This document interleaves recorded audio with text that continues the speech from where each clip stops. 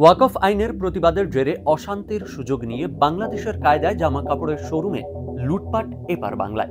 জানা গিয়েছে মুর্শিদাবাদের ধুলিয়ানের কাছে শামশেরগঞ্জে ঘটেছে এই ঘটনা। 12 এপ্রিল শনিবার সকালে দুই গোষ্ঠীর সংঘর্ষে উত্তাল হয়ে ওঠে ধুলিয়ান মোড়। অশান্তিতে আহত গোলাম মহিউদ্দিন শেখ ও নাবালক হাসান শেখ। গোলমাল, অগ্নিসংযোগ, অশান্তির কারণে ধুলিয়ান মোড়ের কাছে 12 নম্বর জাতীয় সড়কে যান চলাচল বন্ধ করে দেওয়া হয়েছে। বিক্ষোভকারীরা আগুন ধরিয়ে দেয় সরকারি বাস ও একাধিক গাড়িতে। অভিযোগ, দুটি গোষ্ঠীর সংঘর্ষে বোমা ও গুলি চলে। কাঁদানে গ্যাসের সেল ফাটিয়ে উত্তেজিত জনতাকে ছত্রভঙ্গ করার চেষ্টা করে পুলিশ, যদিও সরকারিভাবে গুলি চলার বিষয়টি নিয়ে কিছু জানানো হয়নি।